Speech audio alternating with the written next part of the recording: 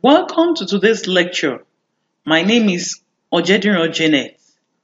I will be taking you through a quick tour on Introduction to Training Techniques for Agriculture and Rural Development with course code AED 304 of the LAUTECH Open and Distant Learning Center, Agricultural Option, 300 level course material.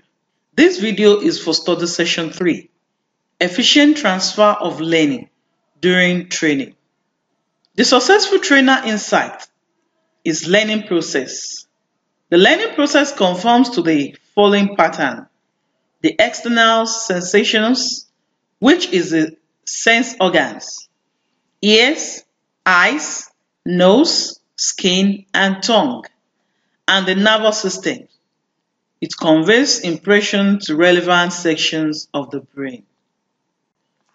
At the end of this training session, you should be able to explain the learning process, the steps involved in skill training, and 3. Identify the factors to be considered when selecting training process. The learning process, or the process of learning. Learner must first receive the impression in learning, and the trainer must ensure that the training receives strong impression. Personal behavior and skills that facilitate the learning process are: be willing to listen and understand, respect others' ideas, keep the goal in mind, be flexible, give others the credit for having accomplished an objective or achieved a success. Effective communication skill in teaching or training. Some example of effective communication skill in teaching or training includes exhibiting positive body language, having good grammar and a good vocabulary, exhibiting effective and professional written or electronic communication, having good phone skills, conducting effective parent or teachers conferences. Observing the learners. The only way the trainer can know if people have learned the material is by observing their behaviors, actions, written impression, and skill. Factors that hinder learning. The learning plateaus. At intervals, the rate of learning flattens out as the brain rests. Then saturation.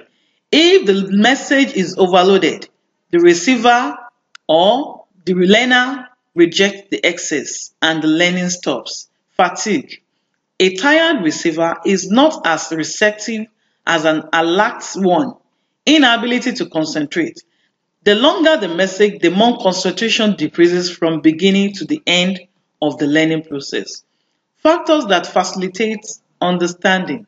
To facilitate understanding, the trainer starts from the following: simple to complex, known to unknown, particular to general. Then points should be stated in logical order. Steps in skill training. 1. Establishing a need analysis. That is, the objective is establishing a need analysis is to find out the answers to the following questions. Why is the training needed? What type of training is needed? When is the training needed? Where is the training needed? Who needs the training? Who will conduct the training? And how will the training be performed? By determining training needs, an organization can decide what specific knowledge, skill, and attitude are needed to improve the employee's performance in accordance with the company's standard. Then step 2, developing training programs and manuals. This step establishes the development of current job descriptions and standard and procedures. Job description should be clearly stated and be concise, and may serve as a major training tool for the identification of guidelines. Once the job description is completed, a complete list of standards and procedures should be established from each responsibility outlined in the job description. Step 3, deliver the training program. The step is responsible for the instruction and delivery of the training program. Once you have designed your trainers, the training technique should be decided. One-on-one training, on-the-job training, group training, seminars, and workshops are the most popular method. Before presenting a training section, Make sure you have a thorough understanding of the following characteristics of an effective trainer. Then step 4, evaluate the training program. This step will determine how effective and profitable your training program has been. Methods of evaluation are pre and post survey of customers' comment cards, the establishment of a cost or benefit analysis, outline your expenses and returns, and an increase in customer satisfaction and profit. The reason for an evaluation system is simple. Evaluation of training programs are without a doubt the most important steps in training process. It is the step that will indicate the effectiveness of both the training as well as the trainer. Factors to be considered when selecting training methods. Training group characteristics, e.g., age, the size, distribution, education, and competency. Training location, subject matter to be learned, facilities and resources, human and material, available for training, duration of the training, and the cost for the training. So factors to be considered when selecting training methods. 1.